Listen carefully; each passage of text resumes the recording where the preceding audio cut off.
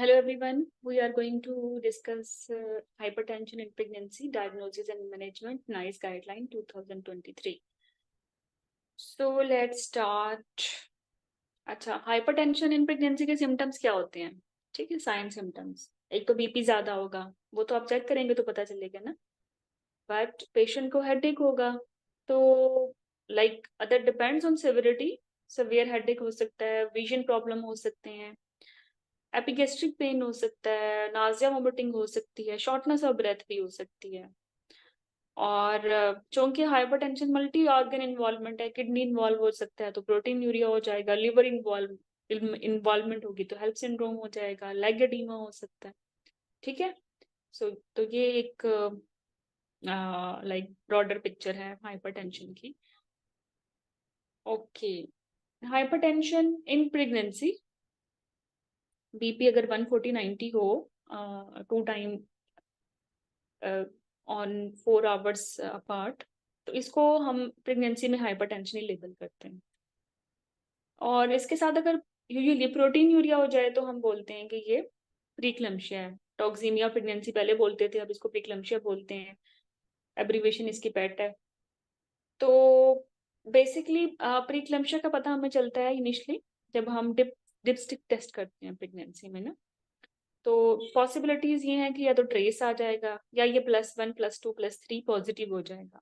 ठीक है, ट्रेस अगर आता है तो हमें रिपीट करना है, और अगर +1 से ऑनवर्ड आता है तो बस फिर हमें डायग्नोस्टिक टेस्ट करना है, जो कि प्रोटीन क्रेटिनिन रेशियो है, पीसीआर बोलते हैं इसको। अगर ये 30 मिलीग्राम पर मिलीमोल से ज्यादा आ जाएगा तो ये सिग्निफिकेंट प्रोटीन यूरिया, इससे कम जो होता है वो तो प्रेगनेंसी में नॉर्मल है। ठीक है, बट अगर इस थ्रेशोल्ड पे आ जाता है तो फिर ये significant protein urea in the background of hypertension.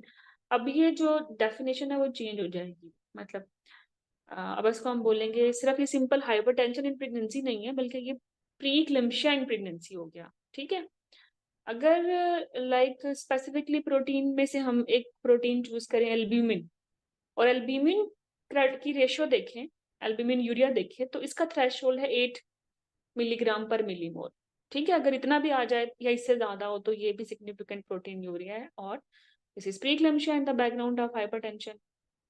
Anywhere anywhere, अगर आपको लगता है कि सैंपल लाइक ठीक नहीं लिया गया, या लाइक आप इसको इंटरप्रेट नहीं कर पा रहे या कोरिलेट नहीं कर रहा पेशेंट के साथ, तो रिपीट कर लें न्यू सैंपल पे।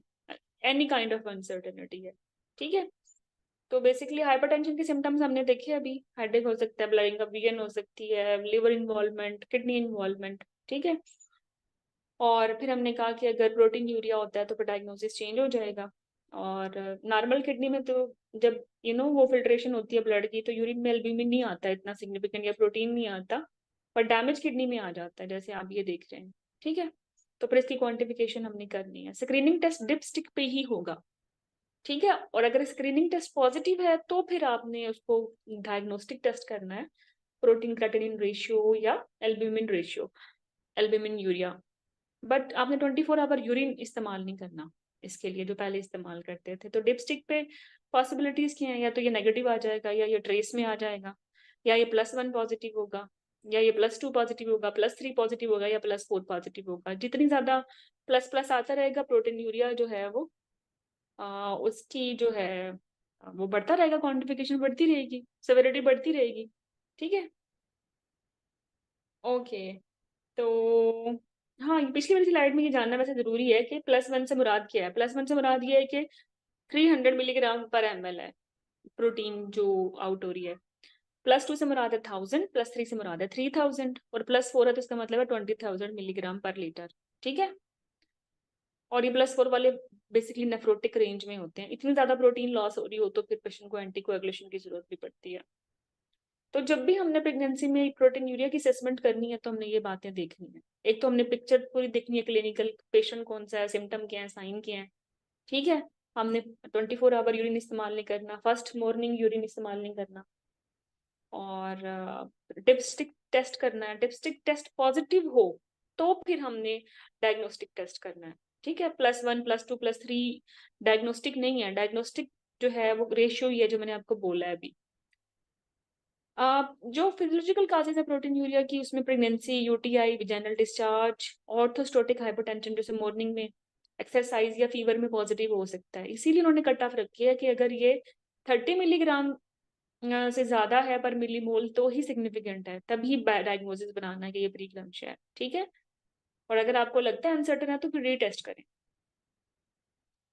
अच्छा, तो ये तो लाइक नाइस के शुरू में ही उन्होंने प्रोटीन यूरिया के असेसमेंट का तरीका बताया है। ठीक है, तो फिर आगे वो बताएंगे कि लाइक क्रोनिक हाइपरटेंशन क्या है, जेस्टेशनल हाइपरटेंशन क्या है, इन दोनों की मॉनिटरिंग क्या है, टाइम ऑफ डिलीवरी क्या है, पोस्टमार्टम केयर क्या है, फिर प्रीक्लेम्सिया के बारे में बताएंगे, और बस एंड पे कुछ और कॉम्प्लिकेशंस होंगी एंड दैट्स इट। ठीक है, तो लेट्स स्टार्ट। तो रिकरेंस जो है हाइपरटेंसिव डिसऑर्डर्स की प्रेगनेंसी में, अगर पहले पेशेंट को पिछली प्रेगनेंसी में पीआईएच या प्रीक्लेम्सिया था तो दिस इज 20%, इसको 1 in 5 भी बोल सकते हैं। ऐसा पेशेंट जिसको प्रेगनेंसी इंड्यूस्ड हाइपरटेंशन, जिसको अब जेस्टेशनल हाइपरटेंशन बोलते हैं, या प्रीक्लेम्सिया हुआ, तो वो क्रॉनिक हाइपरटेंशन में लेटर ऑन 2 to 3% कन्वर्ट हो जाती है। परसेंटेजेस इस गाइडलाइन में बहुत है, सारी मत कीजिएगा, एक दो एग्जाम में आती है वो मैं आपको बता दूंगी, लेकिन मैंने सबको कंबाइन कर दिया है for your easiness. Chances of having preeclampsia क्या होते हैं, मतलब अब हम बात करें करंट प्रेगनेंसी की, और हम देख रहे हैं कि इस पेशेंट में लाइक जिसको प्रीवियस हाइपरटेंशन की हिस्ट्री है या प्रीवियस प्रीक्लेम्सिया की हिस्ट्री है, तो इन दोनों सिचुएशन में इसको प्रीक्लेम्सिया का रिस्क कितने परसेंट है, अब प्रीक्लेम्सिया का रिस्क कितने परसेंट है। अगर प्रीवियस हाइपरटेंशन है, ठीक है, तो इसका जो रिस्क है वो 14% है प्रीक्लेम्सिया का। अब बैकग्राउंड पिछली प्रेगनेंसी में सिर्फ इसको थी हाइपरटेंशन, ठीक है, एनी हाइपरटेंशन क्रॉनिक है या पीआईएच है, तो ओवरऑल ये 14% इसको इस प्रेगनेंसी में प्रीक्लेम्सिया का रिस्क होगा। ठीक है, प्रीक्लेम्सिया का रिस्क होगा।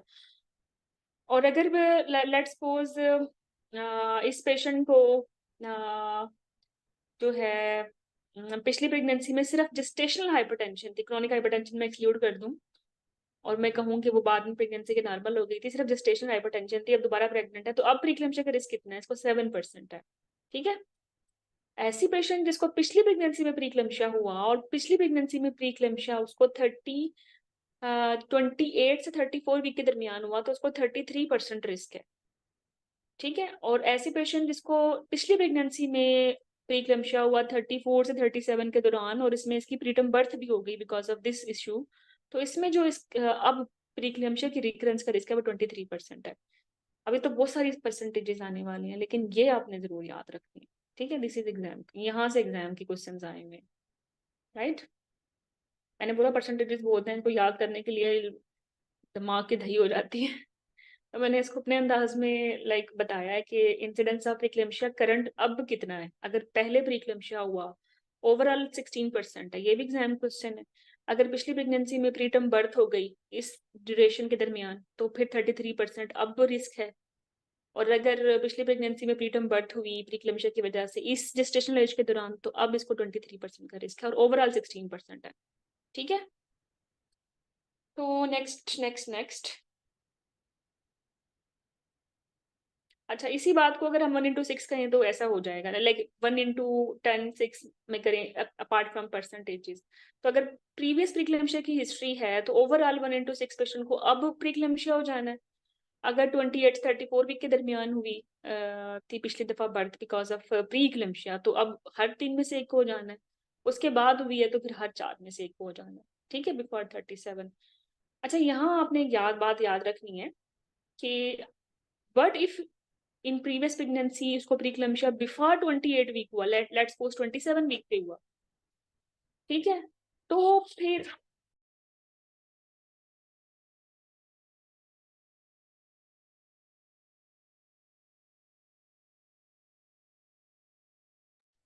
तो फिर क्या होगा, देखो 28 से 34 पे तो अब रिकरेंस का रिस्क 1 into 3 है, लेकिन अगर बिफोर 28 वीक्स पिछली प्रेगनेंसी में हुआ था ना प्रीक्लेम्सिया और प्रीटर्म बर्थ हो गई थी उसकी वजह से, तो फिर ये मोर देन 33% रिस्क है प्रीक्लेम्सिया का। ठीक है, अब 2023 की गाइडलाइन ने ऐसे बोला है, लेकिन जो इससे पुरानी गाइडलाइन थी उन्होंने इसको 55 बोला था। अब नहीं, अब उन्होंने चूंकि 55 का फिगर रिमूव कर दिया, तो ये इंपॉर्टेंट बात है हमारे लिए, बस अब आपने ये याद रखना है 33% से ज्यादा, अब कितना ज्यादा है वी डोंट नो। ठीक है, तो ये एग्जाम क्वेश्चन थे। परसेंटेजेस में और बाकी 1:1 में। ऐसे पेशेंट जिसको लाइक हम क्वांटिफिकेशन करें कि उसको जेस्टेशनल हाइपरटेंशन का रिस्क अब क्या होगा। अभी तो हमने बात की थी कि प्री क्लम्पशा की का रिस्क कितना है करंट प्रेगनेंसी में। अब हम बात करते हैं जेस्टेशनल हाइपरटेंशन का रिस्क क्या है अब। ठीक है, अगर प्रीवियस उसको जेस्टेशनल हाइपरटेंशन थी तो अब उसको दोबारा जेस्टेशनल हाइपरटेंशन का जो रिकरेंस है वो 15% तक हो सकता है। 9, 12, 15 ओवरऑल ऐसे कर ले, मतलब 15 से ज्यादा नहीं है और 9 से कम नहीं है। अगर पिछली प्रेगनेंसी में उसको जेस्टेशनल हाइपरटेंशन थी, ठीक है, तो ये पीआई है जेस्टेशनल हाइपरटेंशन की बात है। ठीक है, प्रीवियस प्रेगनेंसी में इसको जेस्टेशनल हाइपरटेंशन थी तो अब जेस्टेशनल हाइपरटेंशन का रिस्क है इसको 15% तक। बट अगर पिछली प्रेगनेंसी में इसको जेस्टेशनल हाइपरटेंशन थी, ठीक है, सॉरी, पिछली प्रेगनेंसी में इसको प्री क्लैम्सिया था तो अब इसको जेस्टेशनल हाइपरटेंशन का रिस्क है 12% तक। ठीक है, तो this is very very very important. ये इन्होंने बात की है जेस्टेशनल हाइपरटेंशन की। अब चांसेस ऑफ जो जेस्टेशनल हाइपरटेंशन करंटली अब जो प्रेग्नेंट है इसमें कितने हैं। पिछली प्रेगनेंसी में सिर्फ हाइपरटेंशन थी, प्रोटीन यूरिया नहीं था, तो 15% पीआईएच है। पिछली प्रेगनेंसी में प्री क्लैम्सिया था तो अब इसको 12% तक रिस्क है। ठीक है, जेस्टेशनल हाइपरटेंशन का। अगर पिछली प्रेगनेंसी में प्री क्लैम्सिया था तो अब प्री क्लैम्सिया का रिस्क हमने पढ़ा है ना, 16% है ओवरऑल। पिछली प्रेगनेंसी में प्री क्लैम्सिया था तो अब सिर्फ जेस्टेशनल हाइपरटेंशन का रिस्क कितना है, 12%। This is also important. Okay, so अब ये मैंने सारी जो एब्रीविएशन अपने दिमाग से निकाल लिया ना, वो इन दो टेबल से निकाली। इन दोनों टेबल्स को पढ़ना स्लाइटली डिफिकल्ट है, तो मैंने थोड़ा इजी वे में बताया है। बाकी अगर आप चाहें तो ये देख लें, गाइडलाइन में ऐसे लिखा हुआ है। तो देखो, अगर एक पेशेंट को प्रीवियस जेस्टेशनल हाइपरटेंशन थी 27 वीक्स पे, उसको जो है just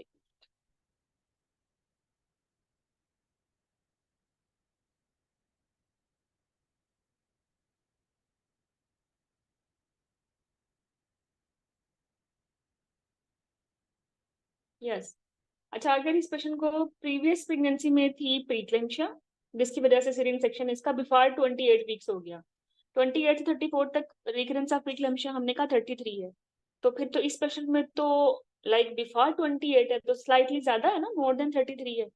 ठीक है, और जो पिछली गाइडलाइन थी उसमें लिखा हुआ था 55 है। अब हमने बस ये देखना है कि it will be more than 33।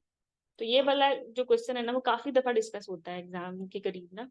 तो मैं पहले बता दूं कि जो जो प्रैक्टिस बुक्स में 55 आ रहा है वो अब रीसेंट गाइडलाइन 55 पे नहीं है, उन्होंने बोला सिर्फ मोर देन 33। तो it can be 34, it can be 55, but anywhere. अच्छा, फिर मिस XYZ है, वो 27 पे डिलीवर हो गई, अब वो भी डिलीवर हो गई है, हेल्प सिंड्रोम प्रीक्लेम्शिया ही है ना, प्रीक्लेम्शिया की वेरिएशन है, तो अब इसको फिर रिकरेंस कितनी होगी प्रीक्लेम्शिया की। ओवरऑल 16% है, जो कि 27 वीक पे हुई है, तो ये भी मोर देन 33% है। ठीक है, तो ये आपने ये वाली की अगर आपको मिल जाए तो दिस इज एन आइडियल की, अगर ये नहीं मिलती तो फिर आप 55 चूज कर लें, क्योंकि है तो ये मोर देन 33, तो 55 भी मोर देन 33 है। ओवरऑल हेल्प का रिकरेंस 55% है। ठीक है, जैसे प्रीक्लम्सिया का रिस्क 16% है तो हेल्प का 15% रिकरेंस है। बाकी मैंने बता दिया, ये परसेंटेजेस आएंगे। ओके,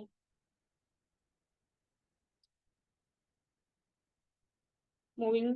अच्छा, which of the following antihypertensive can cause neonatal hypoglycaemia. ये जो बीटा ब्लॉकर्स होते हैं ना ये कराते हैं, तो लेवोडेरोल बीटा ब्लॉकर है, निफोडिपिन मेथाइल डोपा नहीं कराता। एग्जाम क्वेश्चन है।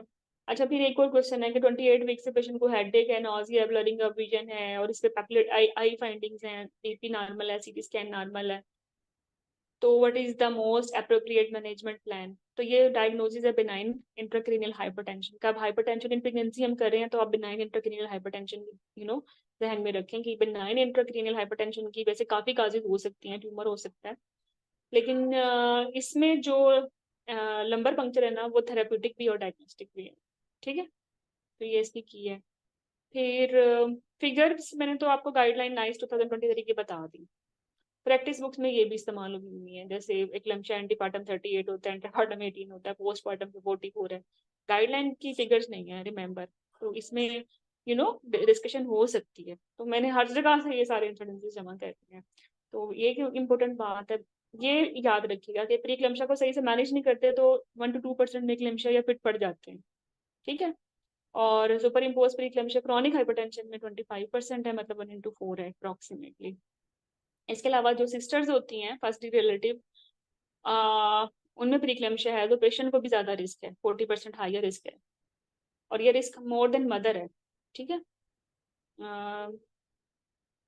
लाइक मदर में 20% तक रिस्क होता है, और अगर सिस्टर प्रीक्लैम्टिक थी तो उसमें 40% तक होता है। ये भी प्रैक्टिस बुक्स के रेफरेंसेस हैं। मल्टीपल प्रेगनेंसीज में भी ज्यादा होता है प्रीक्लैम्सिया। अच्छा, प्रीक्लैम्सिया प्रोटीन यूरिया के साथ हम डायग्नोज करते हैं क्लासिकल, और अगर एटिपिकल फीचर्स हों उसमें you know non proteinuric preeclampsia 3 times ज्यादा देखा गया है as compare to like proteinuric preeclampsia. तो आपने ये भी देखना है, अभी मैं आपको दिखाती हूँ डायग्नोसिस इसका, कि सिर्फ प्रोटीन यूरिया ही तयन नहीं करता है प्रीक्लैम्सिया, विदाउट प्रोटीन यूरिया भी बन जाता है और 3 टाइम्स बन जाता है। ओके, ये कुछ मैटरनल स्टेट्स हैं, कुछ फीटल स्टेट्स हैं, ये भी प्रैक्टिस बुक से निकाली हैं। अगर हिम्मत है, दम है तो याद कर लें, वरना लाइक थोड़ा सा डिफिकल्ट है, इतनी परसेंटेजेस याद करना, एग्जाम में जो आएंगे वो मैंने बता दी। पैथोजेनेसिस भी प्रैक्टिस बुक्स में मैंने बड़े अच्छे से लिखी हुई है, याद इसको देख लो, इससे फिर आप ये अच्छी बन जाएगी मेमोरी। तो हम क्या करते हैं, जो ट्रोफोब्लास्टिक इन्वेजन है वो पुअर होती है ना ओवरऑल हाइपरटेंशन या प्रीक्लैम्सिया में, ठीक है।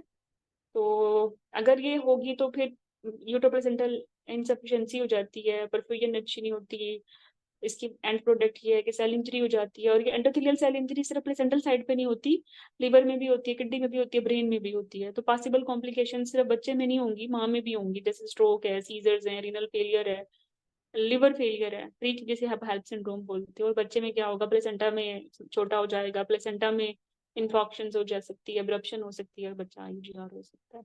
तो अगर पैथोलॉजी को ध्यान में रखेंगे तो फिर कॉम्प्लिकेशंस आप आराम से उसकी बता सकते हैं, ठीक है। तो प्लेसेंटा में इस्कीमिया हो जाता है, जिसकी वजह से SFLT1 ज्यादा हो जाता है। ये किसी प्रैक्टिस बुक में ये क्वेश्चन है कि क्या होता है। और ये जो प्लेसेंटा ग्रोथ फैक्टर्स हैं वो कम हो जाते हैं, और ये अभी गाइडलाइन में इसको इनकॉर्पोरेट भी किया है कि how you will predict pre-eclampsia. अगर प्लेसेंटल ग्रोथ फैक्टर्स कम हो रही है ना, तो इसका मतलब है कि प्रीक्लैम्सिया का रिस्क बढ़ रहा है।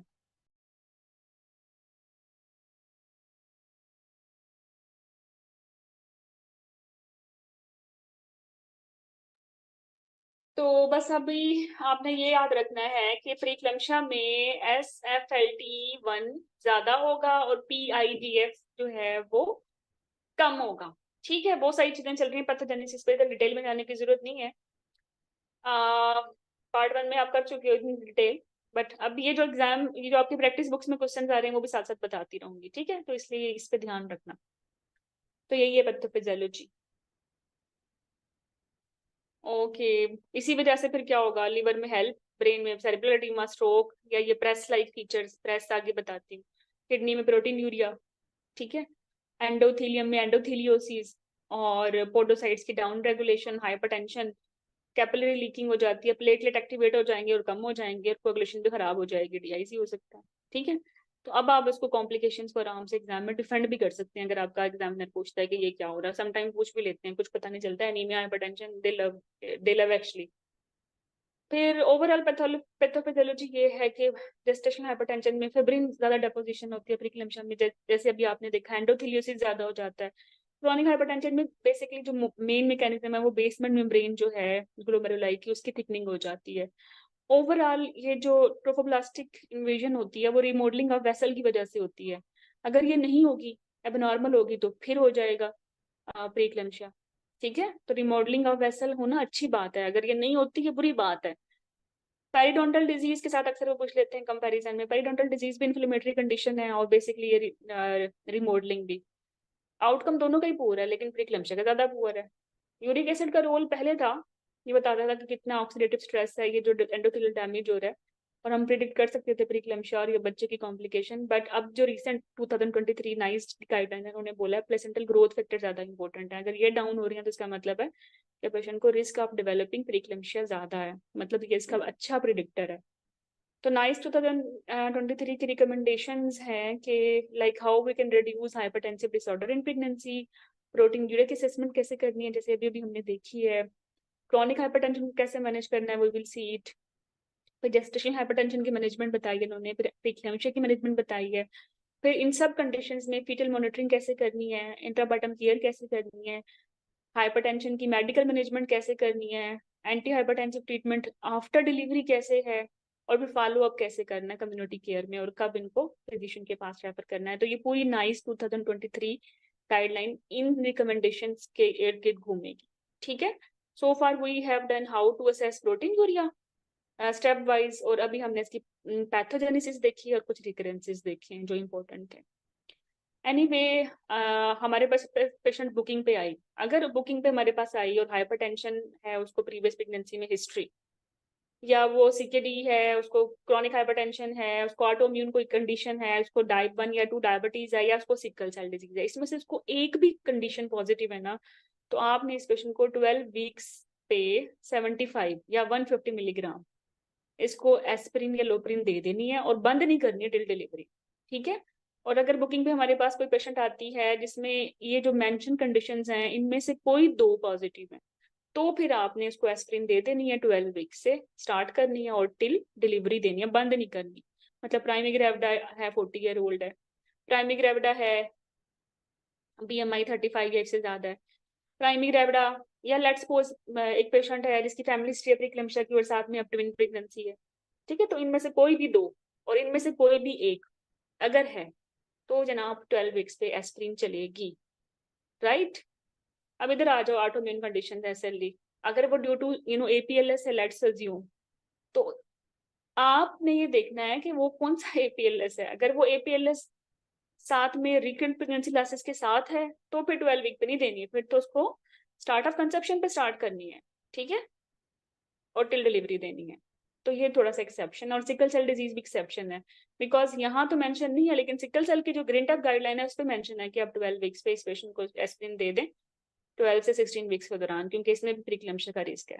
ठीक है, सो दूसरी बात ये कि 150 मिलीग्राम इन सब कंडीशंस में से तब देनी है जब पेशेंट का BMI 35 या इससे ज्यादा हो। ठीक है, मोटी पेशेंट में एस्पिरिन की डोज ज्यादा देते हैं, लेकिन सिर्फ अलोन BMI ना हो, मोर ये 2 फैक्टर्स होने चाहिए, लाइक BMI 35 या एज 40, कोई 2 मिल गए, वरना सब में 75 देते हैं। और अक्सर एग्जाम में वो लोप्रिन की डोज 300 मिलीग्राम पूछते हैं, तो फिर ये तो हाई डोज है, आपने लो डोज देनी है, लो डोज होती है 75 से 150 तक।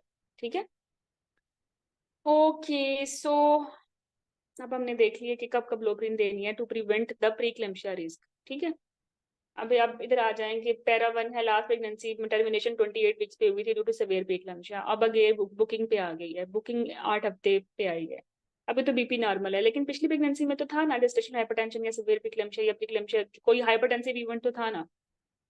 तो फिर अब क्या करना है इस पेशेंट में, अब इसको आपने देनी है, ये सिंगल फैक्टर है ना, तो 12 वीक्स से ऑनवर्ड एस्पिरिन स्टार्ट करनी है, अभी नहीं कर देनी, 12 वीक्स से ऑनवर्ड या बिफोर 16 वीक्स और टिल डिलीवरी देनी। अच्छा, फिर पैरा 4 है, 34 वीक्स पे प्रेगनेंसी टर्मिनेशन हुई थी ड्यू टू सेवियर प्रीक्लैम्सिया, अब 11 वीक्स पे आ गई है, BP ठीक है, यूरिन डिप्स्टिक भी ठीक है। अब इसको क्या देंगे, फोलिक एसिड या aspirin, basically aspirin folic acid दोनों देना है, लेकिन टाइमलाइन तो फर्स्ट ट्राइमेस्टर फोलिक एसिड के लिए है। तो इसलिए फोलिक एसिड राइट नो।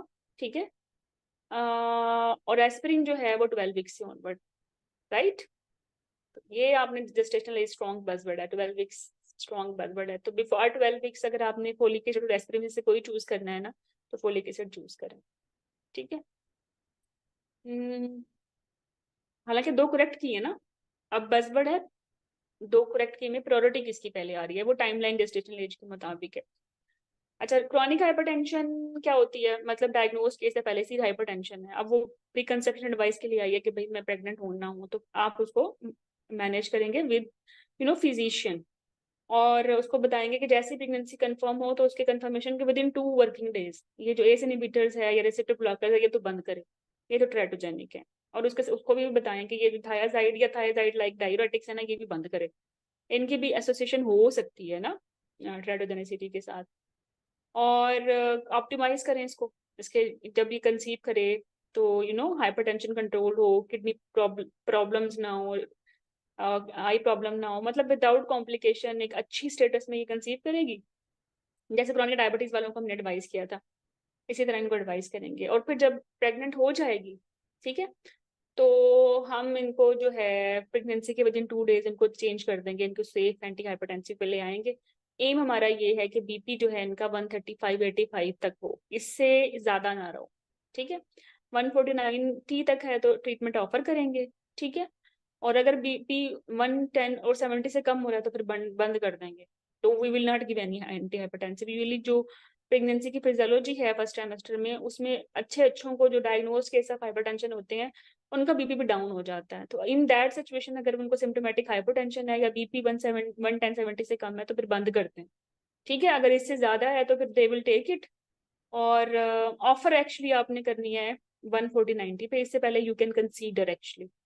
और जो आपके पास चॉइसेस हैं एंटी हाइपरटेंसिव की वो देख लो। नंबर 1 पे लेबेटालोल है, नंबर 2 पे निफेडिपिन है, और नंबर 3 पे मेथाइलडोपा है।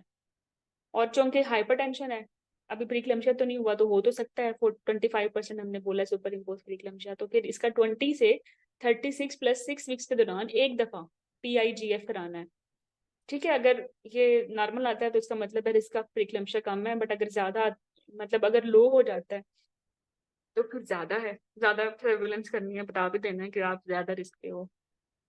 PIGF एक एग्जाम क्वेश्चन मुझे याद है जिसमें उन्होंने बोला कि सब मार्कर्स प्रेगनेंसी प्रीक्लैम्सिया में कम हो जाते हैं सवाई एक के, तो उसमें PIGF भी था, तो PIGF भी कम हो जाता है, तो सवाई एक के क्या था, वो बीटा एसिडी ज्यादा हो जाता है, क्योंकि वो तो किसी भी प्रेगनेंसी में ज्यादा होता है। ओके। फिर क्रॉनिक हाइपरटेंशन वाली की एंटीनेटल अपॉइंटमेंट्स जो है वो वीकली अपॉइंटमेंट्स है, अगर हाइपरटेंशन अच्छे से कंट्रोल नहीं हुई।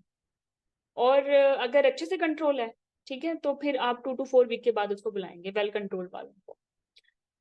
क्रॉनिक हाइपरटेंशन वालों को जब हमारे पास आएंगे तो बुकिंग पे कराएंगे उनकी एक दफा CBC LFTs और रीनल फंक्शन टेस्ट, और उसके बाद हम उनकी वीकली वीकली कराते रहेंगे, ठीक है। टाइम ऑफ डिलीवरी उनका 37 वीक के बाद ही है। लाइक 37 वीक के बाद अगर मैं डिलीवर करना है तो पेशेंट कंसल्टेंट और जो उसके केयर गिवर है उनके साथ मिलकर शेयर डिसीजन हो। हाँ, अगर पेशेंट की BP कंट्रोल नहीं है, हाइपरटेंशन में कॉम्प्लिकेशन है, तो फिर तो बिफोर 37 भी हम उसको आउटवे कर लेंगे और इंडिविजुअलाइज करके डिलीवर कर देंगे। लेबर में टाइम ऑफ डिलीवरी तो 37 ही था, around 37, but after discussion um हमारा क्या था, पोस्टपार्टम। अब देखो यहाँ एम एंटीपार्टम हमारा था, चाहे क्रॉनिक हाइपरटेंशन है बेसिकली, चाहे कोई भी प्रीक्लैम्सिया, कोई भी प्रेगनेंसी में ये 135/85 ही रखना है। पोस्टपार्टम जो क्रॉनिक हाइपरटेंशन वाले हैं उनका एम है हमारा 140/90, और वो पेशेंट जिनको प्रेगनेंसी की वजह से हाइपरटेंशन हुआ था या प्रीक्लैम्सिया हुआ था, वहाँ हमारा एम है 150/100। तो बेसिकली एंटीनेटल एम एक जैसा है, postnatal um chronic hypertension में 140/90 तक रखना है, और जेस्टेशनल हाइपरटेंशन या जेस्टेशनल जो प्रीक्लैम्सिया इन हाइपरटेंशन उसमें 150/100 तक रखना है, ठीक है। इससे ज्यादा होगा तो फिर ट्रीटमेंट स्टार्ट करा देनी है। एक और बात है, बाकी जितने भी जिनको भी हाइपरटेंशन है उनको 6 वीक्स पे ना 6 to 8 वीक्स पे आपने स्पेशलिस्ट के पास रेफर करना है, ठीक है। तो ये सारा समरी हो गई क्रॉनिक हाइपरटेंशन की। ये प्रीकंसेप्शन भी ऑप्टिमाइज होगी, और ट्रेटोजेनिक ड्रग्स को चेंज करना है, और एम भी आप हैविंग टारगेट BP 135/85, और जो ड्रग्स के पास चॉइसेस है वो भी हमने देख ली, और अपॉइंटमेंट्स हमने देख ली, और टाइम ऑफ डिलीवरी हमने देख लिया, ठीक है। लेबर केयर हमने देख लिया। अगर पेशेंट का BP वेल कंट्रोल्ड है तो रूटीन सेकंड स्टेज को शॉर्ट भी नहीं करना, ठीक है। लाइक जैसे नॉर्मल लेबर में जा रही है, रूटीन केयर है, वैसे ही मैनेज करेंगे। BP बाद में इसका 140/90 तक रखेंगे, ज्यादा होता है तो एंटी हाइपरटेंसिव दे देंगे, और 8 हफ्ते पे 6 हफ्ते पे इसको भेज देंगे जो उसको देख रहा था फिजिशियन। अच्छा, a patient of pre-eclampsia 6 weeks postpartum still having protein urea but BP is normal, तो अब क्या करना है, ठीक है। This is very important question, यहाँ अक्सर बच्चे तंग हो जाते हैं। तो हमारी तो ये है कि लाइक इसके 3 मंथ्स पे असेसमेंट होनी चाहिए, लेकिन आप यहाँ देख लो। पोस्ट डिलीवर आप पेशेंट जिसको प्रीक्लैम्सिया था विद माइल्ड या मॉडरेट हाइपरटेंशन या स्टेप डाउन फ्रॉम क्रिटिकल जो भी था, आपने प्रीक्लैम्सिया वाले पेशेंट सबका प्लेटलेट ALT और क्रेटिनिन डिलीवरी के ना 2 या 3 डे पे करा लें, ठीक है। उसके बाद अगर वो नॉर्मल है तो रिपीट ना कराएं, अगर अब नॉर्मल है तो फिर इंडिविजुअलाइज करें, ठीक है। रिपीट तब कराना है लाइक अगर वो ज़्यादा है और तब तक कराना है इंडिविजुअलाइज़ करके जब तक वो नॉर्मल नहीं हो जाता। फिर आपने सारी प्रीक्लेम्शिया वाली पेशेंट्स का प्रोटीन यूरिया लाइक अभी डायग्नोसिस तो कंफर्म नहीं है ना कि क्रोनिक हाइपरटेंशन है या जेस्टेशनल, तो प्रोटीन यूरिया अगर जेस्टेशनल थी तो 6 वीक्स पे नेगेटिव होगा, और पॉजिटिव है तो फिर तो पॉजिटिव होगा। ठीक है, तो ये आपने करा लेना है 6 to 8 वीक पे सबका। अगर इनका लाइक स्टिल प्रोटीन यूरिया है +1 या इससे ज्यादा 6 to 8 वीक्स पे आफ्टर बर्थ, तो फिर इनका जीपी या स्पेशलिस्ट से रिव्यू 3 मंथ्स पे होगा after birth to assess the kidney function. ठीक है, तो यहाँ अब हमें क्या चूज करना चाहिए कि जिसका प्रोटीन यूरिया अभी तक आ रहा है 6 वीक्स पे, उसका further review with specialist at 3 months after the birth to assess the kidney function. ठीक है, तो यही होगा ना, बेसिकली यही होगा। तो ये टाइपिंग एरर है। ठीक है, तो इसके आपने 3 मंथ पे कराना है, दिस इज आवर की 3 मंथ्स पे। फंसते हो जब एक और की आएगी, वो है एक्चुअली ये वाली की कि आपने 6 to 8 वीक्स पे हर हाइपरटेंशन को भेजना है जीपीएस स्पेशलिस्ट के पास। ये तो हर एक के पास भेजना है ना, यहाँ तो पर्टिकुलर सिचुएशन बताई है कि प्रोटीन यूरिया पॉजिटिव है, हाइपरटेंशन नॉर्मल है, इनको 3 मंथ पे भेजना। ठीक है, तो डोंट मिक्स इट। तो लाइक लेट्स सपोज ये सी की इसकी ये होगी कि इसको रेफर करें 6 या 8 वीक्स पे, तो ये तो सही नहीं है ना इस सिचुएशन में, इसको तो 3 मंथ पे रेफर करना है, उन्होंने बताया है फिर। अच्छा, तो फिर इसके बाद जेस्टेशनल हाइपरटेंशन पे आ जाए। जेस्टेशनल हाइपरटेंशन का रिस्क कब ज्यादा होता है? एक्चुअली नलीज को ज्यादा होता है, 40 ईयर या ओल्डर वुमेन को ज्यादा होता है। इंटरवल अगर पिछली प्रेगनेंसी से 10 ईयर ज्यादा है, या फैमिली हिस्ट्री है प्रीक्लेम्शिया की, specifically first degree relative sister या मदर, या अब ट्विन प्रेगनेंसी है, या बीएमआई अब ज्यादा है, ये gestational hypertension. Gestational age at presentation, हाँ बीएमआई 35 और मोर करंटली अभी एट प्रेजेंटेशन पे है, और प्रीवियस हिस्ट्री ऑफ प्रीक्लेम्शिया की है जेस्टेशनल हाइपरटेंशन की, तो अभी रिकरेंस हो सकती है, या प्री एग्जिस्टिंग कोई वास्कुलर डिजीज है या किडनी डिजीज है, तो ये सारी वो कंडीशंस हैं कि पेशेंट को अब जेस्टेशनल हाइपरटेंशन का रिस्क बढ़ जाएगा। तो ये इसके रिस्क फैक्टर्स हैं। फिर अब ऐसी पेशेंट जिसको हो गई जेस्टेशनल हाइपरटेंशन, ठीक है, और उसको रूटीन उसका हमने क्या उसकी क्वांटिफिकेशन किया है, बीपी अगर 160 110 से कम है तो वो माइल्ड है, और अगर बीपी 160 110 या इससे ज्यादा है तो ये सवेयर है। तो रिमेंबर सवेयर वालों को तो एडमिट करना है, बीपी डाउन करना है, इनका एडमिट करें। ठीक है, ऑफर करें ट्रीटमेंट फटाफट, और इनका हर 15 से 30 मिनट के बाद बीपी चेक करें और इधर लेके आए। इधर लेके आ जाते हैं, इतना आ जाता है तो ये तो फिर माइल्ड हाइपरटेंशन हो गया। तो माइल्ड हाइपरटेंशन हो गया तो डिस्चार्ज कर दें, और अगर पहले से ही था तो फिर एडमिट ना करें बल्कि ओपीडी मैनेजमेंट करें। एम क्या है हमारा? 135/85, चाहे जेस्टेशनल हाइपरटेंशन है, चाहे क्रोनिक है, चाहे प्रीक्लेम्शिया। तो अब हम बात कर रहे हैं ऐसे पेशेंट की जिसको जेस्टेशनल हाइपरटेंशन है। लेट्स सपोज कोई पेशेंट है, उसका नाम आप कैथी रख लो।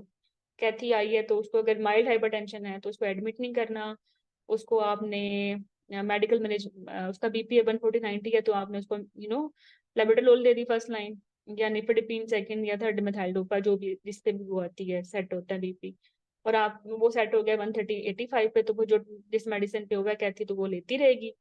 उसको जब भी सवेर हाइपरटेंशन होगा तो आप उसको एडमिट करके कंट्रोल करेंगे। ठीक है, और 135/85 पे आ गया तो फिर डिस्चार्ज कर देंगे। और इस पेशेंट का आपने लाइक जब भी हमारे पास आएगी हफ्ते में 1 या 2 दफा हमने खुद इसका बीपी लेना है।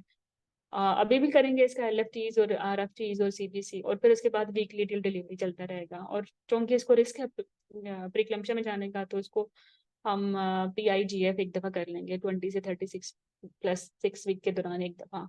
तो वो हमें बता देगा कि इसको कितना प्रिडिक्शन है प्रीक्लम्शिया में जाने की। और अगर कैथी को बाद में भी सवेर हाइपरटेंशन होती है तो सेम ही है, इसका भी वीकली है, इसका भी वीकली है। लेकिन सवेर और माइल्ड हाइपरटेंशन में फर्क क्या है फिर? एक्चुअली सवेयर वालों को एडमिट करके ज्यादा मोर फ्रीक्वेंट बीपी चेक करना है। ठीक है, और उनको we can consider to give IV anti hypertensive, और उनको जब तक वो एडमिट है उनका डेली बीपी चेक होगा, जबकि इनका तो वंस या ट्वाइस अ वीक हो रहा था ना। बाकी सेम है। ओके, बाकी यहाँ तक तो अभी तक सेम है। आगे चलो, फिर इनकी पेडल असेसमेंट क्या है? अभी तो प्रोटीन यूरिया नहीं हुआ ना, तो इनकी पेडल असेसमेंट कैथी की समझ लो कि लाइक जब हमारे पास आई प्रेजेंटेशन पे, जब डायग्नोसिस बना तब तो देख लिया पेडल हार्ट रेट। ठीक है, उसके बाद उसका हमने अल्ट्रासाउंड भी देख लिया कि लाइकर कैसा है, ग्रोथ कैसी है। ठीक है, तो उसके बाद छोड़ दिया। अगर वो नॉर्मल है तो कोई जरूरत नहीं है, लेकिन अगर वो अब नॉर्मल है तो फिर 2 to 4 वीकली इसको रिपीट कराते रहेंगे।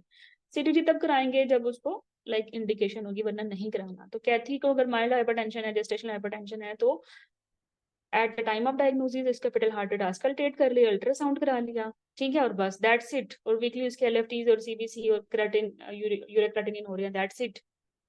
ठीक है। हाँ, अगर कैथी का बीपी कंट्रोल्ड नहीं होता तो फिर इसके जो अल्ट्रासाउंड असेसमेंट है ना, वो फिर हमने 2 वीकली करानी है, every 2 weekly, even if it is normal. ठीक है, if her severe hypertension persist. ये थोड़ा सा चेंज है। तो माइल्ड मॉडरेट में एक तो चेंज है, एडमिट कर लिया, मोर फ्रिक्वेंटली बीपी चेक कर लिया, can consider to give IV anti hypertensive. वो दूसरा, अगर इसका परसिस्टेंट रहता है, रिफ्रैक्टरी सवेयर हाइपरटेंशन रहता है, तो फिर इसके रूटीन सीरियल ग्रोथ स्कैन होंगे। ठीक है, ग्रोथ स्कैन आर डोपलर लिखा हुआ है बेसिकली टेक्स्ट में, लेकिन माइल्ड हाइपरटेंशन में सीरियल नहीं है। ठीक है, एक दफा हो गया काफी है अगर वो नॉर्मल है। अगर वो अब नॉर्मल है तो फिर इंडिविजुअलाइज कर लें, अगर क्लिनिकली इंडिकेटेड है। That's it. तो ये हो गया हमारा फिटल असेसमेंट गेस्टेशनल हाइपरटेंशन की। तो फिर मैं दोबारा बता दूं कि हुआ क्या है हमारे साथ। माइल्ड हाइपरटेंशन वालों का ग्रोथ स्कैन एट डायग्नोसिस ही हुआ है। रिपीट तब कराना है जब हमें लाइक ये ग्रोथ स्कैन अब नॉर्मल हो, वरना नॉर्मल है तो फिर रिपीट नहीं कराना। सवेयर वालों का अगर कंट्रोल हो जाए उनका भी सेम है, बट अगर कंट्रोल नहीं होता तो फिर उनका 2 वीकली है। प्रीक्लम्शिया और सबर प्रीक्लम्शिया का अगर अगर आपका प्लान कंजर्वेटिव मैनेजमेंट है तो 2 वीकली इनके ग्रोथ स्कैन होंगे। ठीक है, growth scan at the diagnosis और या डोपलर, इसमें से उन्होंने और लिखा हुआ है, दोनों नहीं लिखे हुए। और ओके, बाकी क्रॉनिक हाइपरटेंशन में टाइम ऑफ डिलीवरी अगर बीपी कंट्रोल हो जाता है तो 37 है, जेस्टेशनल भी 37 है। उसके बाद हमने नेगोशिएट करना है शेयर डिसीजन मेकिंग के 37 पे नेगोशिएट होता है, डिलीवर कर देंगे। 38 पे होता है, डिलीवर कर देंगे। इवन 39 पे भी अगर शेयर डिसीजन मेकिंग मान के कंफर्म होती है तब तब डिलीवर कर देंगे। बट बेसिकली अगर कंट्रोल्ड है तब, अगर कंट्रोल नहीं है तो इवन उससे पहले। ये बीपी आई थिंक 160 गलत लिखा हुआ है, ये 110 है ना। Yes it is 110। अच्छा, पोस्ट नेटल केयर कैसे करनी है, चाहे क्रॉनिक था चाहे जेस्टेशनल था। बीपी डेली चेक होगा फॉर 2 डेज, और उसके बाद 3 to 5 डेज में एक दफा। ठीक है, मिथाइल डोपा अगर ले रही थी तो बंद कर दो, क्योंकि मिथाइल डोपा पोस्टमार्टम नहीं देते, डिप्रेशन ज्यादा होती है। बीपी टारगेट क्रॉनिक हाइपरटेंशन में 140/90 है, और जेस्टेशनल हाइपरटेंशन में 150/100 था। ठीक है, दोनों को 6 to 8 वीक्स पे हमने रेफर कर देना है जीपी या स्पेशलिस्ट के पास। लेकिन थोड़ा सा डिफरेंस है, जेस्टेशनल हाइपरटेंशन वालों को हमने एडिशनली 2 वीक पे भी रेफर किया है। ठीक है, और फिर 6 वीक्स पे भी किया है। और अगर लाइक 6 वीक्स पे स्टिल प्रोटीन यूरिया पॉजिटिव है तो फिर 3 मंथ्स पे भी रेफर किया है किडनी फंक्शन वालों को।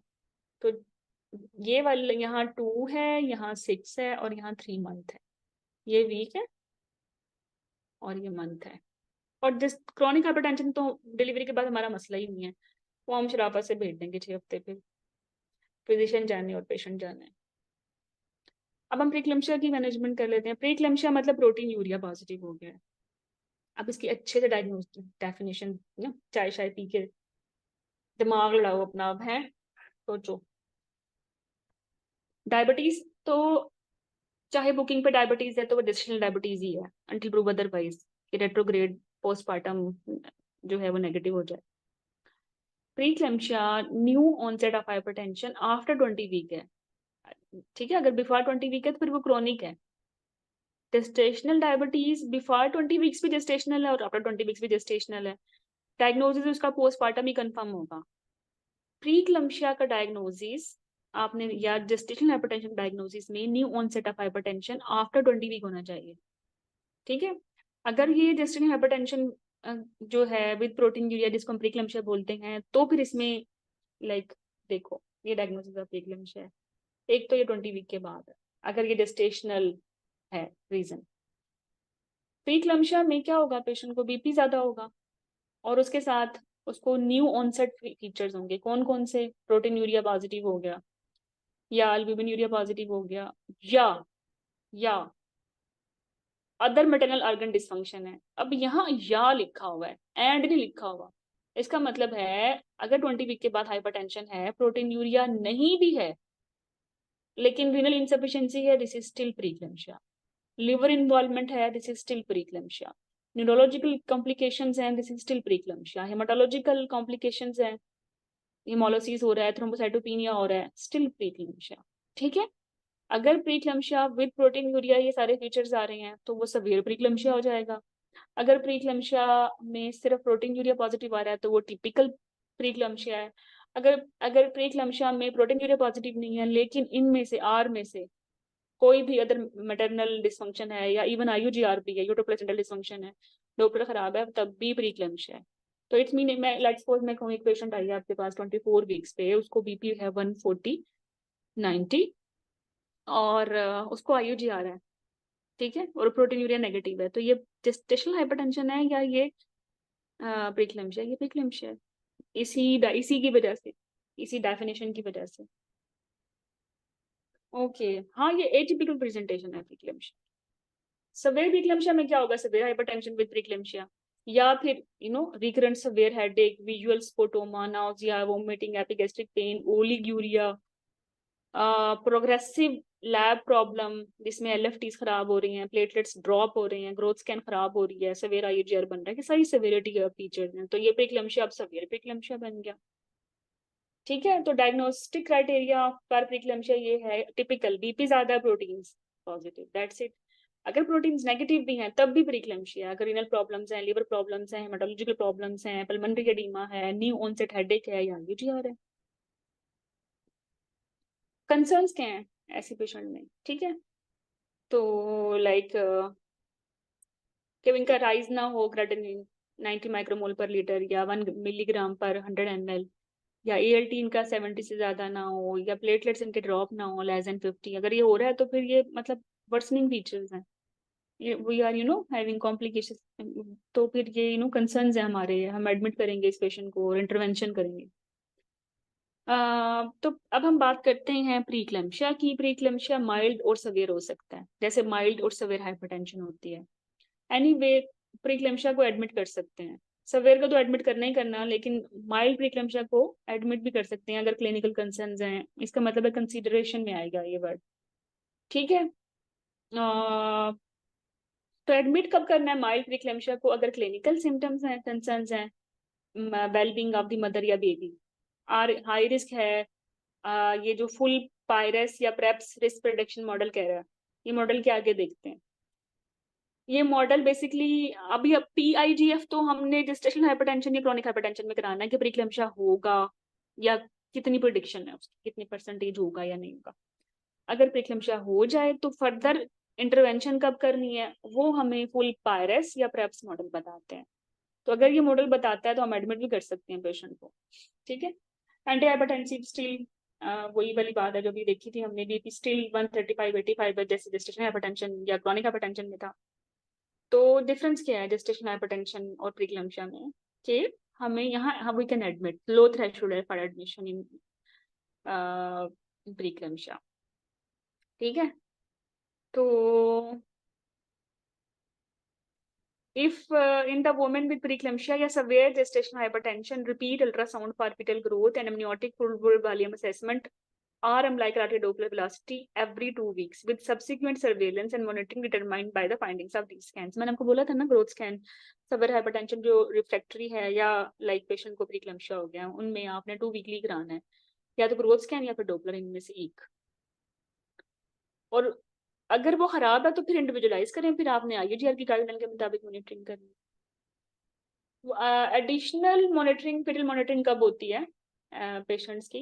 Carry out ultrasound fetal growth and amniotic fluid volume assessment 28 and 30 weeks or at least 2 weeks before previous gestational age of the onset if earlier than 28 weeks। मतलब है कि एक पेशेंट को before 28 weeks प्रीक्लेम्शिया हुआ था ना, लेट्स सपोज 26 पे हुआ था, तो इसकी मॉनिटरिंग अब 24 पे 2 हफ्ते पहले स्टार्ट करवा देंगे। अब ये बताना चाह रहे हैं, और फिर 4 वीकली लेटर आप रिपीट करवाते रहेंगे। अगर प्रीवियसली उसको सिवियर प्रीक्लेम्शिया था या उसकी बर्थ बिफोर 34 वीक्स हो गई थी, या preeclampsia with a baby whose birth weight was less than 10th percentile, या पिछली दफा आईयूडी थी या प्लेसेंटल एब्रप्शन थी।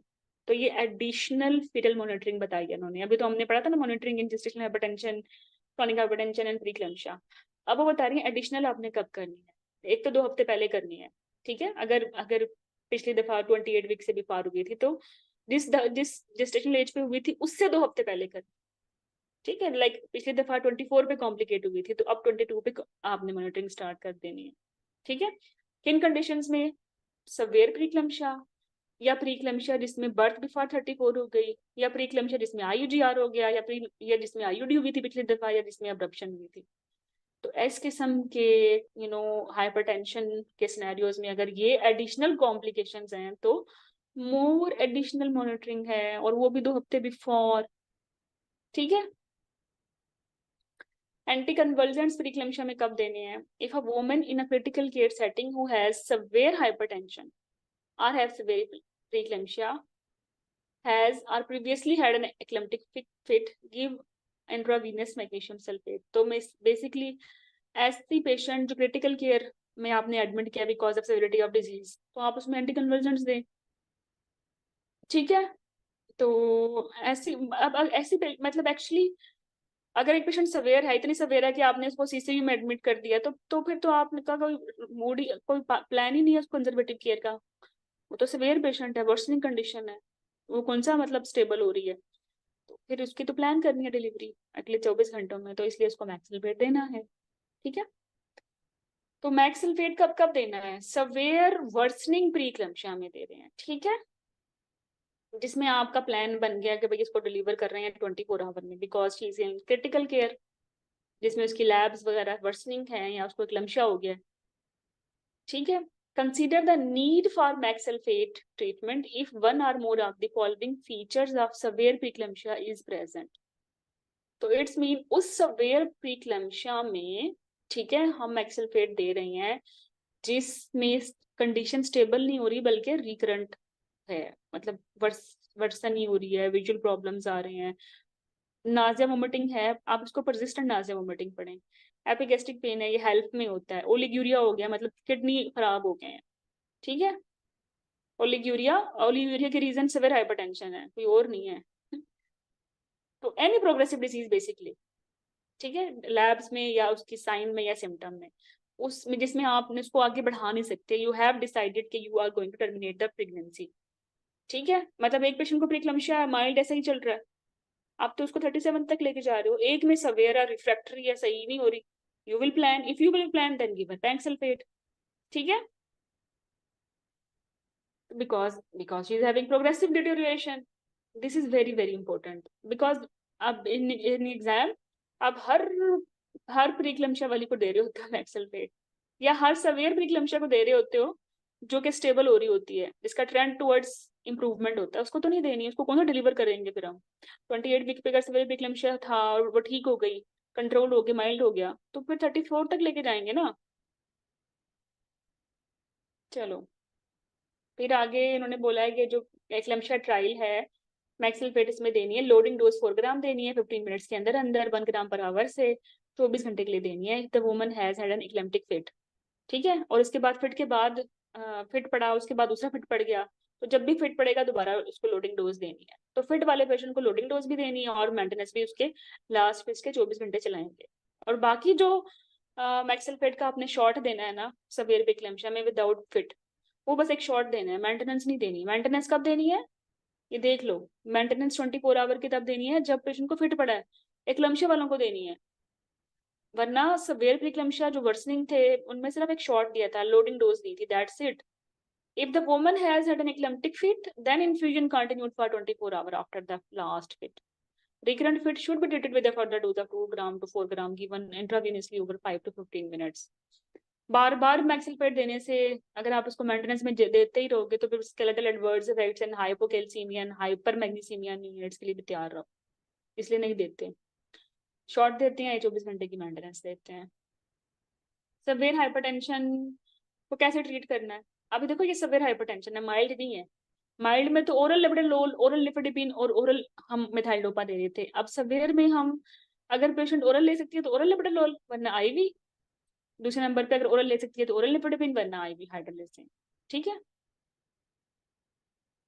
अच्छा ये दिस इज वेरी इंपॉर्टेंट, एक ऐसी पेशेंट जिसको आपने अब 1 2 3 में से सबसे ज्यादा नंबर क्या है? 3 नंबर बड़ा है ना? 3 नंबर बड़ा है या 1 बड़ा है? 1 छोटा है, 3 बड़ा है? तो 3 बड़ा है तो ये सवेयर है। तो ऐसे पेशेंट जिनको सवेयर प्रीक्लैम्सिया की वजह से असिस्टेड वेंटिलेशन की जरूरत पड़े, वेंटिलेटर पे चले जाएं, उनको लेवल 3 में उनको रखना है। जो जिनको वेंटिलेशन की जरूरत तो नहीं है लेकिन हेल्प हुआ है, हेमरेज हुआ है, हाइपरकैलेमिया हुआ है, ओलिगोरिया हुआ है, डीआईसी हो गया, कार्डियक फेलियर हो गया, न्यूरोलॉजिकल प्रॉब्लम खराब हो गए हैं, न्यूरोलॉजिकल प्रॉब्लम्स आ गए हैं, आईवी एंटी हाइपरटेंसिव चल रही है, कोएगुलेशन सपोर्ट चल रही है, लेकिन वेंटिलेशन पे नहीं है, उनको लेवल 2 में रखना है। एक ऐसी पेशेंट जो लेवल 2 पे थी लेकिन अब वो ठीक हो रही है, अब लेवल 1 पे आ रहे हो, मतलब स्टेप डाउन कर रहे हो, वो भी लेवल 1 पे है। या ऐसी पेशेंट जिसमें प्रीक्लैम्सिया विद हाइपरटेंशन है लेकिन ये सिचुएशन नहीं है, या जिसकी कंजर्वेटिव केयर प्लान हो रही है ऑनगोइंग आफ्टर दीज इवेंट, या step down treatment after the birth, इन सब में आपको अपने लेवल 1 में रखना है। ये एग्जाम क्वेश्चन है कि लेवल 1 को कब कब लेवल 1 में रखोगे, कौन सी फीचर्स के साथ लेवल 2 में रखोगे, कौन से फीचर्स के साथ लेवल 3 पे रखोगे। प्रीक्लैम्सिया वालों को 80 ml पर आवर देना है, ठीक है, फ्लूइड।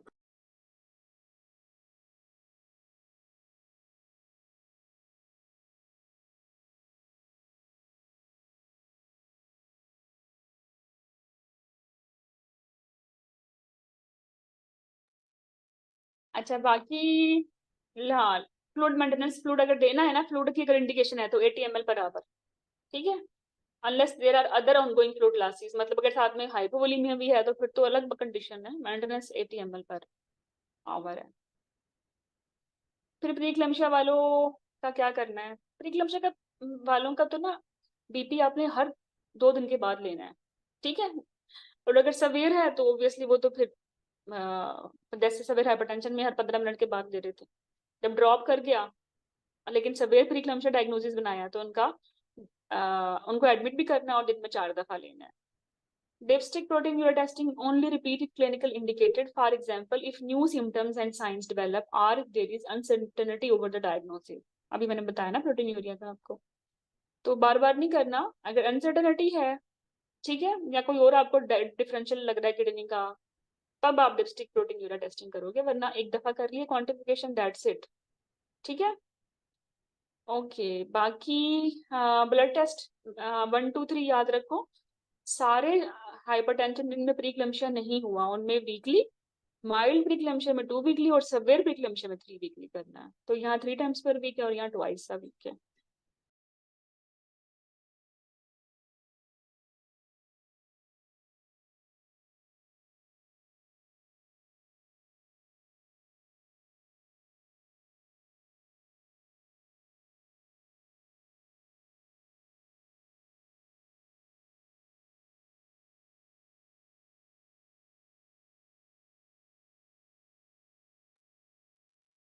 ओके, तो प्रीक्लैम्सिया में very good word,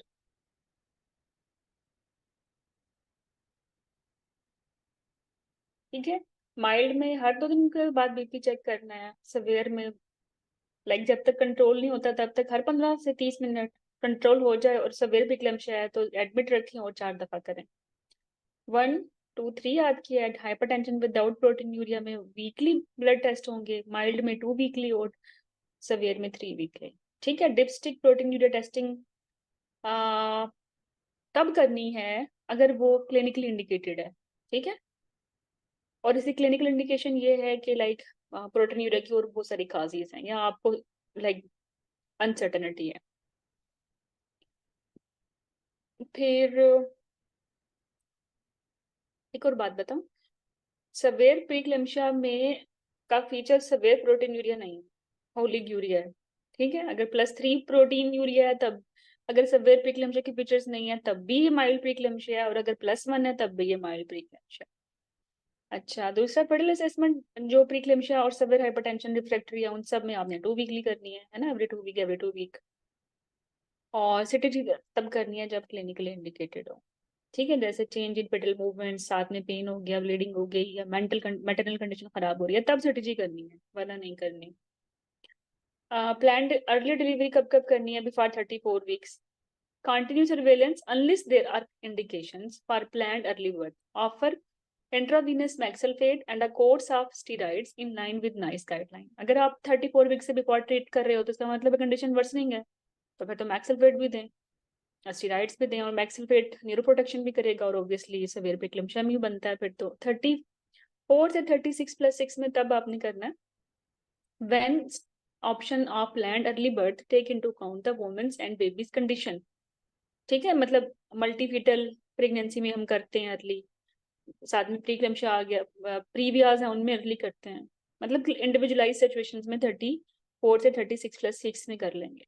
but anyway अगर प्रीक्लैम्सिया है माइल्ड तो आपने 37 वीक पे प्लान कर लेना है कि ये डिलीवर होगी विद इन 2 डेज, जो कि 24 से 48 आवर बनते हैं। तो माइल्ड कंट्रोल प्रीक्लैम्सिया में तो 37+2 डेज के अंदर अंदर डिलीवर कर लेंगे। बिफोर 34 तब करेंगे जब मैटरनल कंडीशन आउटवे हो जाएंगी, लाइक खराब हो रही है, हेल्प हो गया, सवियर वर्सनिंग प्रीक्लैम्सिया, और साथ में मैक्सिलफेट दे देंगे। 34 36 में भी इंडिविजुअलाइज ही करना है, ठीक है, अकॉर्डिंग जैसे ट्विंस में लिया जाता है, मैटरनल कोमॉर्बिडिटीज हैं साथ में अदर। बाकी इनएबिलिटी टू अच्छा वो कौन सी कंडीशन है जिसमें आप प्लान करते हो डिलीवरी?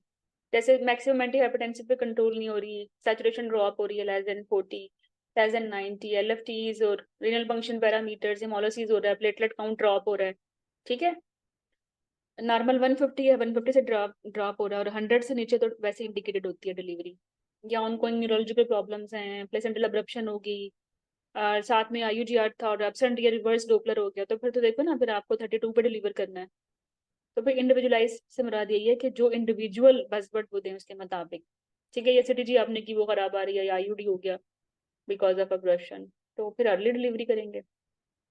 अब ये प्रीक्लैम्सिया डिलीवर हो गई है, अब प्रीक्लैम्सिया जेस्टेशनल हाइपरटेंशन के साथ थी, मतलब जेस्टेशनल हाइपरटेंशन के बाद प्रीक्लैम्सिया में गई है, तो क्रॉनिक हाइपरटेंशन की वजह से तो नहीं गई ना।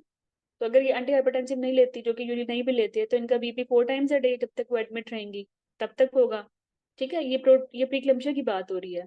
अभी विदाउट प्रीक्लैम्सिया जो हाइपरटेंशन थी उसमें तो हमने कहा डेली 2 डेज करेंगे और 3 से 5 दिन की तरह एक दफा कर लेंगे।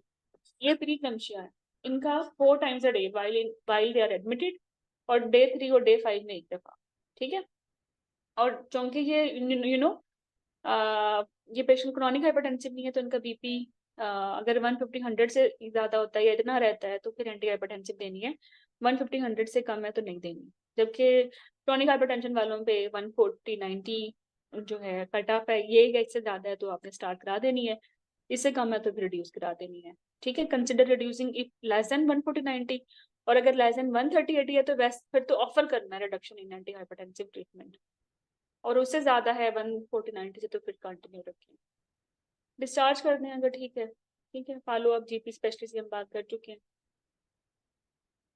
हेमाटोलॉजिकल एंड बायोकेमिकल मॉनिटरिंग हम बात कर चुकी हैं, फिर प्रीक्लैम्सिया में 1 or 2 डेज आफ्टर बर्थ करनी है, फिर जब तक नॉर्मल नहीं होती इंडिविजुअलाइज करते रहे, 3 मंथ्स पे अगर proteinuria like still positive है तो रेफर कर दें किडनी स्पेशलिस्ट के पास।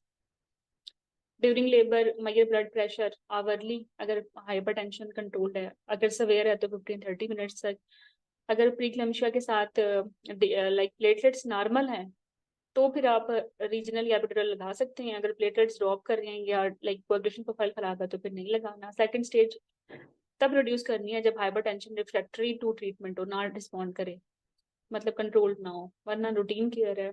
एंटी कन्वर्जेंट्स मैक्सिलफेट की हम बात कर चुके हैं, लोडिंग की और शॉर्ट की, डायजेपम फेनिटोन नहीं देने होते, मैक्सिलफेट ही देना है, ठीक है।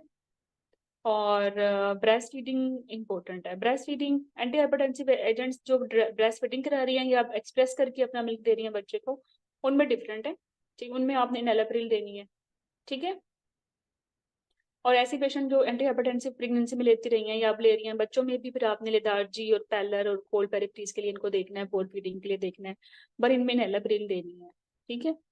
ये अफ्रीकन या सरीबियन में एनालाप्रिल नहीं देनी, इनमें कैल्शियम चैनल ब्लॉकर पहले देने होते हैं। तो अगर एक पेशेंट की BP कंट्रोल नहीं है, जैसे एनालाप्रिल पे नहीं है, तो फिर एनालाप्रिल के साथ कैल्शियम चैनल ब्लॉकर ऐड कर दें, उस पर भी कंट्रोल नहीं है तो लेबोडोल ऐड कर दें, ठीक है। लेकिन डायूरेटिक्स और ACE इनहिबिटर्स और ब्लॉकर्स नहीं देते ब्रेस्ट फीडिंग में।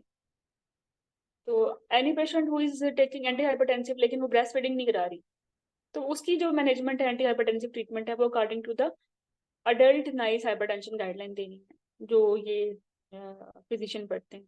तो इसका मतलब बस रेफर करें, वो अपने मुताबिक देंगे। हमारा ताल्लुक है ब्रेस्ट फीडिंग में क्या सेफ है।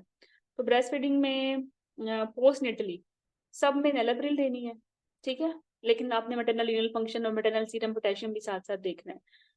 अगर नहीं कंट्रोल होता है तो निफोडिपिन या एम्लोडिपिन ऐड कर दें, मतलब कैल्शियम चैनल ब्लॉकर्स। अगर नहीं ऐड होता तो फिर एटेनोल या लेबेडोल ऐड कर दें कॉम्बिनेशन में, ठीक है। और अगर अफ्रीकन या सरीबियन वुमन है ना, तो नेलाप्रिल ऑफर नहीं करनी, इनमें फिर आपने निफेडिपिन या एम्लोडिपिन ऑफर करनी है। जो एंटी हाइपरटेंसिव एंटीनेटल पीरियड में हम देते हैं एक नॉन सवेयर हाइपरटेंशन में, उसमें तो ओरल देते हैं सारी, ओरल लिपिटा, ओरल निफेडिपिन या third line oral methyldopa. Severe hypertension antenatally हम ओरल या आईवी लिपिटालोल दे सकते हैं, ओरल निफेडिपिन दे सकते हैं, या आईवी हाइड्रोलिसिन दे सकते हैं। सवेयर हाइपरटेंशन में कुछ हदीस नहीं है कि आईवी ही दो, देखो उन्होंने ओरल भी लिखी हुई है। डिपेंड के पेशेंट ओरल ले सकती है नहीं ले सकती है, और उसका उसकी क्लिनिकल सिचुएशन क्या है। जैसे स्ट्रोक वाली में तो वो ले ही नहीं सकती, उसमें तो आईवी देना है। बट अगर she can take orally, symptom severe नहीं है, हाइपरटेंशन सवेयर है बट सिम्टम सवेयर नहीं है, you can give her oral. फिर यही उसकी बातें हो रही हैं कि हाइड्रोलिसिन देना हो तो उससे पहले 500 ml नॉर्मल सलाइन दे दें, प्री लोड करेंगे हाइड्रोलिसिन के साथ, उन्होंने बताया। फिर समरी सारी अब देख लो। इंट्रापार्टम केयर माइल्ड हाइपरटेंशन में तो आपने लाइक आवरली बीपी देखना है, सवेयर में हर 15 से 30 मिनट के बाद। इन्वेस्टिगेशन सेम है जो एंटीनेटल पीरियड में थी। ड्यूरिंग लेबर एपिड्यूरल लगा सकते हैं अगर कोएगुलेशन प्रोफाइल नॉर्मल है, ठीक है। अगर आपने लगाना है तो जरूरी नहीं है कि प्रीलोड करें, प्रीलोड करने की जरूरत नहीं है। सेकंड स्टेज नॉर्मल ही है, हाँ अगर सिवियर हाइपरटेंशन है रिफ्रैक्टरी तो सेकंड स्टेज शॉर्ट कर दें। हाइपरटेंशन माइल्ड या सवेयर होती है, बीपी इनका जो है जो है अभी आगे बताती हूँ। लेकिन ये जो हाइपरटेंशन वाले हैं ना, माइल्ड माइल्ड वाले, इनको एडमिट नहीं करना, सिवियर वालों को एडमिट करना है, और सिवियर प्रीक्लेम्शिया वालों को एडमिट करना है। माइल्ड प्रीक्लेम्शिया वालों को you can admit if clinically indicated, और माइल्ड हाइपरटेंशन वालों को वैसे ही एडमिट नहीं करना। सब में जो बीपी का कट ऑफ है हर तरह के पेट पाथवे पे या हाइपरटेंशन पाथवे पे, वो एक ही है, 135/85। हाँ, क्रॉनिक हाइपरटेंशन में 140/90 कट ऑफ है पोस्ट नेटल, और प्रेगनेंसी इंड्यूस्ड हाइपरटेंशन में ये 150/100 है, ये थोड़ा सा डिफरेंस है। अच्छा, बीपी माइल्ड हाइपरटेंशन में हफ्ते में 1 या 2 दफा चेक करना है। सवेयर हाइपरटेंशन जब तक सवेयर है तब तक 15-30, इसी तरह सवेयर प्रीक्लेम्शिया में 15-30 मिनट के बाद। और माइल्ड हाइपरटेंशन है तो हफ्ते में 2 दफा, अगर माइल्ड प्रीक्लेम्शिया है तो हर 2 दिन बाद देखना होता है बीपी। प्रोटीन यूरिया माइल्ड में हफ्ते में 1 या 2 दफा देखना है, सवेयर जब तक एडमिट है डेली होगा, और माइल्ड और सवेयर प्रीक्लेम्शिया में रूटीन क्वांटिफिकेशन करनी ही नहीं। लैब्स इसकी 1 दफा, इनकी 2 दफा, इनकी 3 दफा। डिलीवरी माइल्ड हाइपरटेंशन वालों की 37 पे करनी है, सवेयर रिफ्रैक्टरी वालों को 34 पे करते हैं।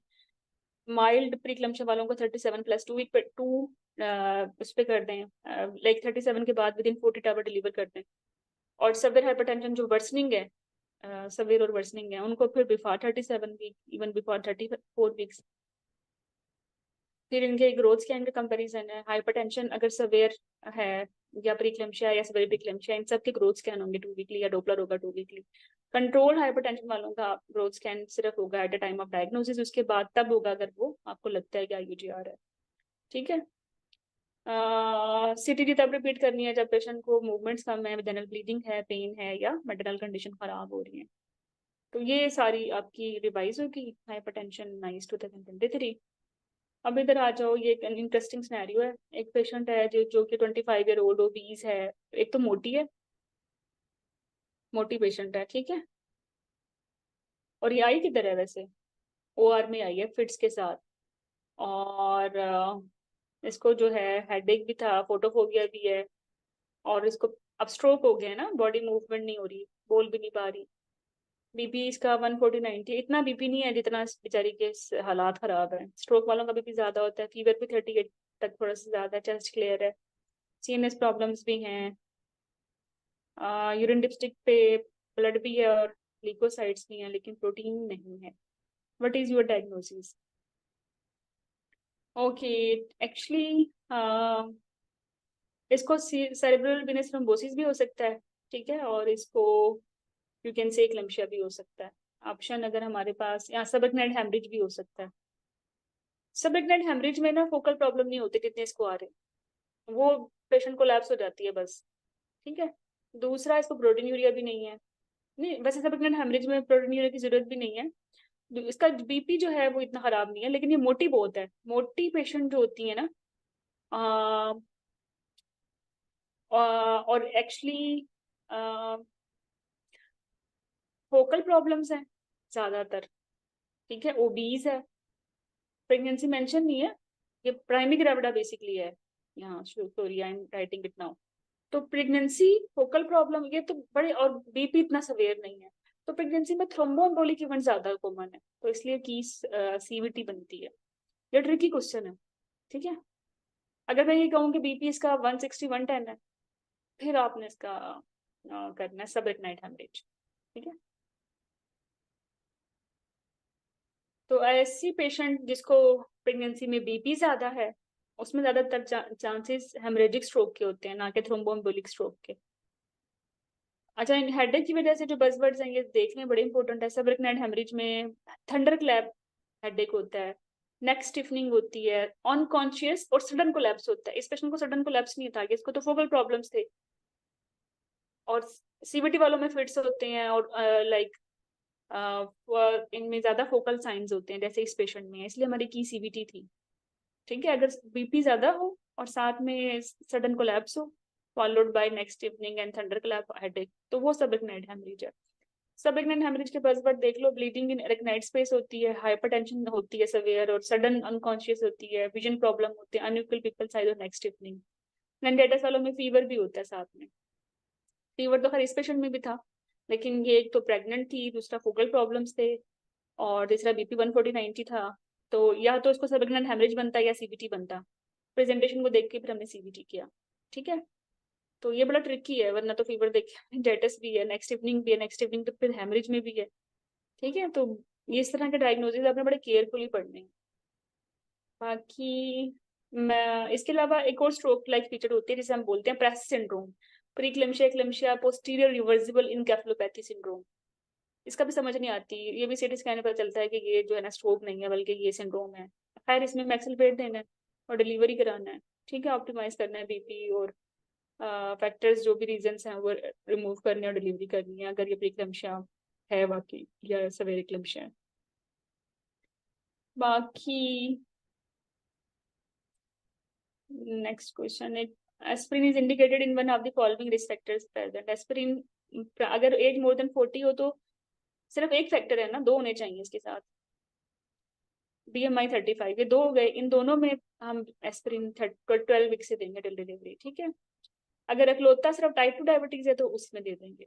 अगर 1 में आएगा तो फिर type 2 diabetes will be our की। बाकी ये जो 1 2 3 है, ये इनमें ये alone is not indication of aspirin, they should be to together. ठीक है, तो की हमारी टाइप 2 डायबिटीज। फिर protein creatinine ratio is diagnostic of protein urea, वो 30 मिलीग्राम है, एल्ब्यूमिन के लिए 8 मिलीग्राम पर मिलीमोल था। फिर blood test should be done after how much time in moderate hypertension. Moderate hypertension तो खैर कोई टर्म नहीं है। ठीक है, खैर आप इसको माइल्ड करें, पहले वो मॉडरेट होती थी बेसिकली, और आरसीपीआई में भी मॉडरेट है, लेकिन नाइस में सिर्फ माइल्ड है या सवियर है। तो माइल्ड वालों में वीकली करते हैं ना लैब टेस्ट, तो वीकली। ठीक है, माइल्ड वालों में वीकली है, बाई वीकली तब करेंगे जब माइल्ड हाइपरटेंशन के साथ प्रोटीन यूरिया पॉजिटिव होगा, और अगर सवियर होगा तो फिर 3 वीकली होगा। ठीक है, ब्लड टेस्ट प्रीक्लम्शिया में कब करते हैं, 1 और 2 वीक? नहीं यार, प्रीक्लम्शिया में हम अगर माइल्ड है तो 1 वीकली करते हैं, और सॉरी 2 वीकली करते हैं। मैं चेक कर दूँ फिर तुम लोग,